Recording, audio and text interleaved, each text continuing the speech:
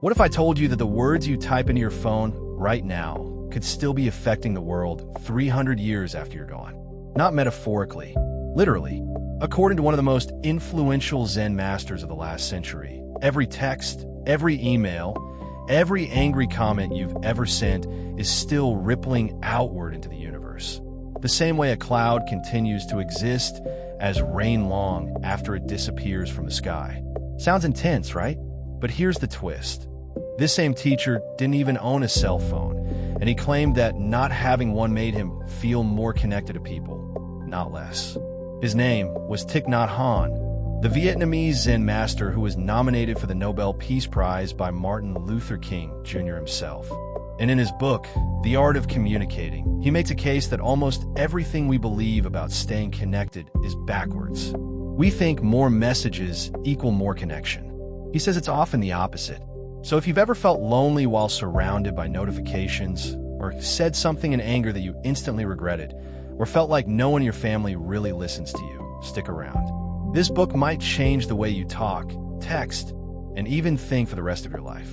Let's start at the very root of everything, with an idea Thich Nhat Hanh calls essential food. He says nothing survives without food, and that includes our minds and relationships. But food isn't just what goes into your mouth. It's everything you consume through your eyes, ears, and attention. The conversations happening around you, the shows you binge, the arguments you scroll past online, all of it is food. And just like junk food affects your body, toxic communication affects your mind. He compares spending hours on a computer to eating French fries all day. A few fries are fine. All day, every day, and you're poisoning yourself slowly. The same goes for absorbing other people's anger, gossip, and negativity. When you listen to someone venting toxic energy, you're not just hearing words, you're ingesting them into your own consciousness. But here's the empowering part.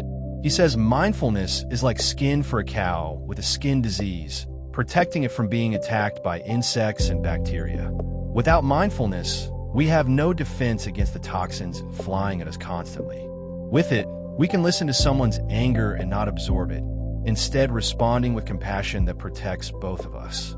This applies most powerfully to our closest relationships. Thich Nhat Hanh says relationships are like flowers that need watering, and our words are the water. Every thought of suspicion, anger, or irritation we produce feeds the relationship poison instead of nourishment. He tells a beautiful story about a woman crying during one of his talks because her marriage had grown cold. He told her husband, "Your flower needs watering." That afternoon, the husband took her for a drive and spent the whole time speaking kindly, focusing only on positive things. When they returned, she was transformed, happy and joyful, after just 1 hour. This is the core message of the entire book.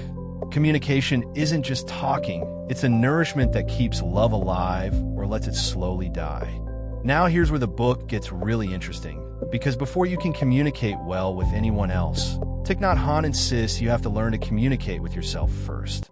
He calls loneliness the suffering of our time. We're more connected through technology than any generation in history, and yet somehow lonelier than ever. We check email, send texts, post updates constantly, try to fill an inner emptiness, but it doesn't work because we're disconnected from ourselves. We walk without knowing we're walking. We're alive without knowing we're alive. We lose ourselves throughout the day. His solution sounds almost too simple: breathe. Specifically, mindful breathing. When you breathe in, say to yourself, breathing in, I know I'm breathing in. When you breathe out, breathing out, I know I'm breathing out. That's it. He says this single practice is a revolutionary act because stopping to connect with yourself, even for a few seconds, interrupts the autopilot mode most of us live in permanently. He calls this coming home. Home isn't a place. It's a state where loneliness disappears because you're fully present with yourself. He also introduces a fascinating concept called non-thinking and non-talking. We assume thinking is always productive, but he points out that most of our thoughts are dwelling on the past, worrying about the future, or generating misperceptions about other people.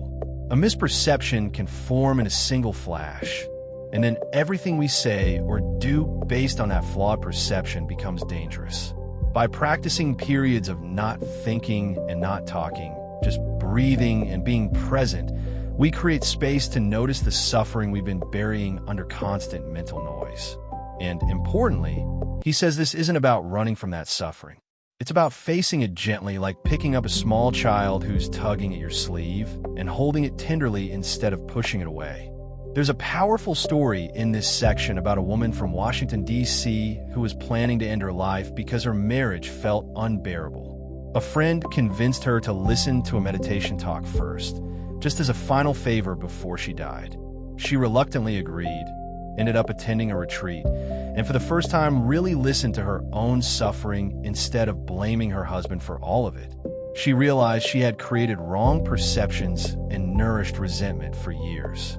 When she came home, instead of more arguments, she sat with her husband and said, "I know you suffered so much. I didn't understand you. Please help me understand." He cried like a baby because for years she hadn't spoken to him that way. That single moment of self-understanding became the beginning of healing an entire marriage. This leads directly into what Thich Nhat Hanh calls the two keys to communicating with others: deep listening and loving speech. Deep listening means listening with only one purpose: to help the other person suffer less. Not to judge, not to correct, not to plan your response. Just listen. He says if you can listen with compassion for even 30 minutes, you can help someone suffer significantly less, but warns that without practicing mindfulness first, you'll lose your capacity to listen the moment the other person says something that triggers your irritation or anger. Loving speech, often called right speech in Buddhism, follows naturally from deep listening. He breaks it down into 4 elements based on ancient teachings called the Bodhisattva trainings. First, tell the truth. Don't lie or twist reality. Second, don't exaggerate, because blowing small things out of proportion erodes trust. Third, be consistent, meaning don't say one thing to one person and something different to another for selfish reasons, which he calls having a forked tongue. And fourth, use peaceful language, avoiding insults, cruelty, and condemnation. He also shares 4 criteria for delivering truth skillfully. Speak the language of the world, meaning use terms people actually understand based on their daily experience. Speak according to the understanding of the person listening, because the same truth might need to be expressed differently to different people. Prescribe the right medicine for the disease, meaning tailor what you say to what the person actually needs to hear right now. And finally, remember the absolute truth, the deepest understanding, even if you can't always express it directly.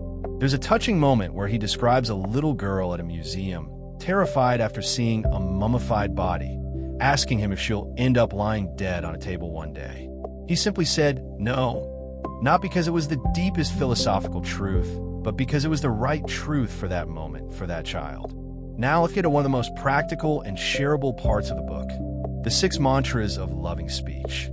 These are short phrases designed to instantly improve communication with people you love, and Thich Nhat Hanh insists they actually work, almost like magic formulas, but only if you take a few mindful breaths before saying them. The first mantra is, I am here for you.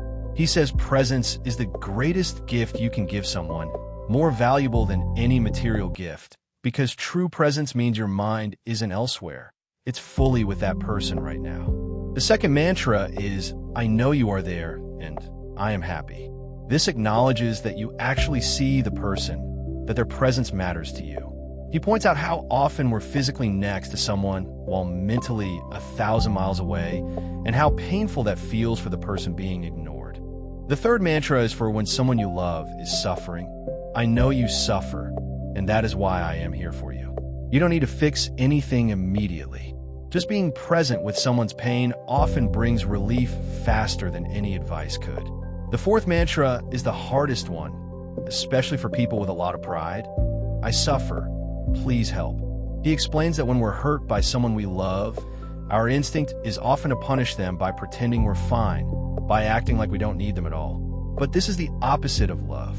True love means admitting you're hurting and asking for help understanding what happened. He even suggests writing this phrase on a card and keeping it in your wallet for emergencies. There's also a longer version. I suffer. I want you to know it. I am doing my best. Please help. He gives a beautiful real-life example of a woman named Elizabeth who used these mantras to transform both her relationship with her sister and her marriage, simply by asking her husband, with genuine curiosity instead of anger, what he meant by something hurtful he'd said. Almost every time, she discovered it wasn't really about her at all. The fifth mantra is, "This is a happy moment," a reminder to actually notice when conditions for happiness already exist, instead of waiting for some future moment to feel content. And the sixth mantra is, "You are partly right," which you can use whether someone is praising you or criticizing you. If someone showers you with compliments, this keeps you humble because you know your flaws too. If someone criticizes you harshly, this protects you from spiraling because you know your strengths too. Nobody is entirely one thing. Now let's talk about what happens when things go wrong, because Thich Nhat Hanh doesn't pretend conflict doesn't exist. He has an entire section on communicating when you're angry, and his core message is don't act while angry, but don't suppress it either. He compares anger to cooking potatoes. It takes time over the fire before it's ready. You can't rush the process. Popular advice tells us to get anger out of our system by punching pillows or screaming into the void, but he disagrees completely. He says this just rehearses and strengthens anger rather than understanding its roots. Instead, go back to mindful breathing, sit with the anger like you would comfort a hurting friend, and only communicate once you've calmed down enough to use the fourth mantra. I suffer. Please help. There's a heartbreaking traditional story he tells about a soldier returning home to his wife and a young son he'd never met. The little boy refuses to call him Daddy, saying his real daddy visits every night, and his mother cries and talks to him. In reality, the mother had been talking to her own shadow on the wall every night, telling her son it was his father, just to comfort the boy's loneliness. But the husband, consumed by jealousy and wrong perception, never asked her about it. He grew cold and distant, drank every night, and his wife, unable to bear his rejection, eventually took her own life. Only after her death did he discover the shadow was the other man his son had described. Thich Nhat Hanh's point is devastating in its simplicity. If the husband had simply asked, "Who is this person who visits you?" the entire tragedy could have been avoided.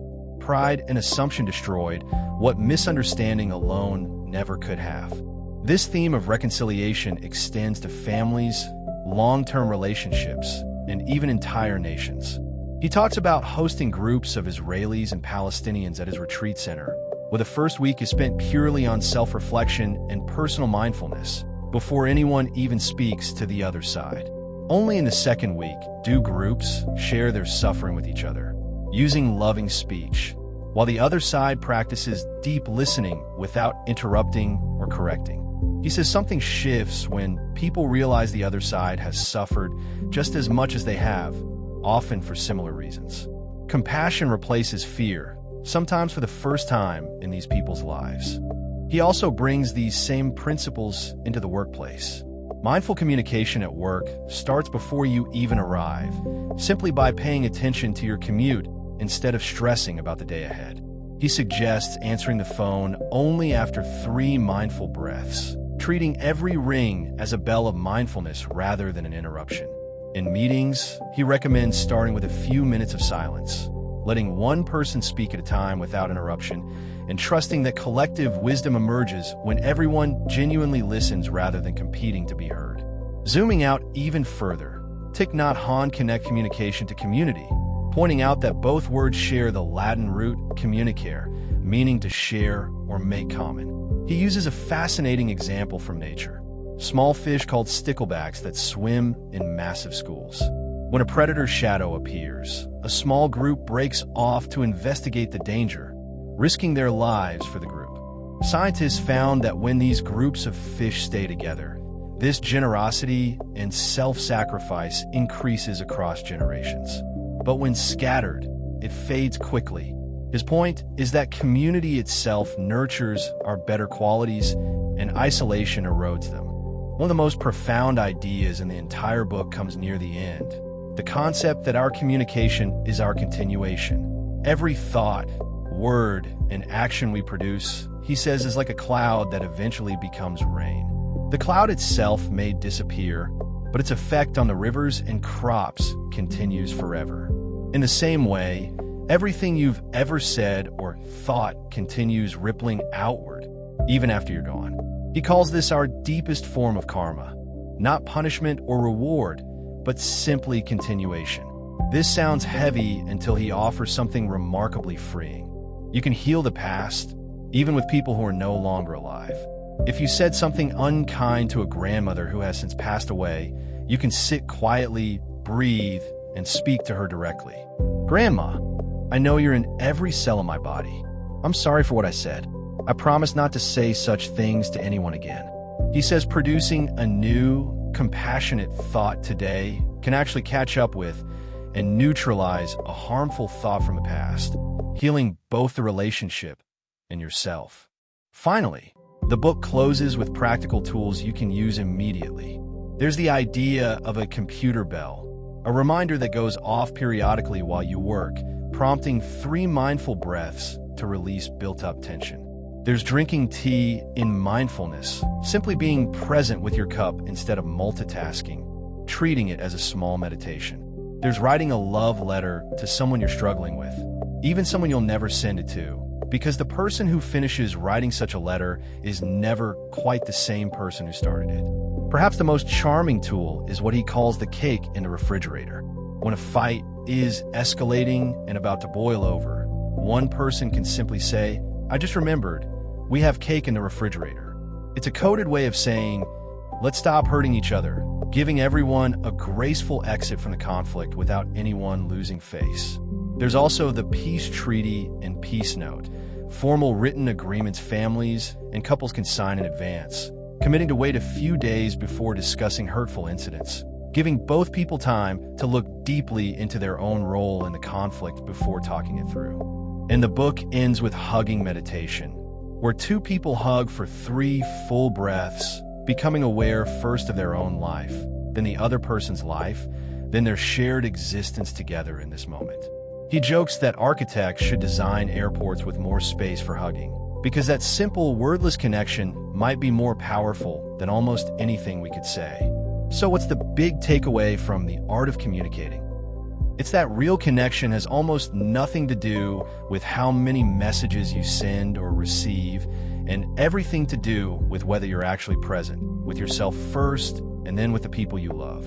Before you can listen to anyone else, you have to learn to listen to yourself, to your own suffering, your own anger, your own loneliness, without running away from it. Once you can sit with yourself honestly, you suddenly have the capacity to sit with others the same way, without judgment, without needing to fix or be right, just present. If this video helped you see your own conversations, relationships, or even your phone differently, do me a favor and hit that like button. It genuinely helps this channel grow. Subscribe if you want more book breakdowns like this one, and let me know in the comments. Which of the 6 mantras do you think you need most in your life right now? I'll see you in the next video.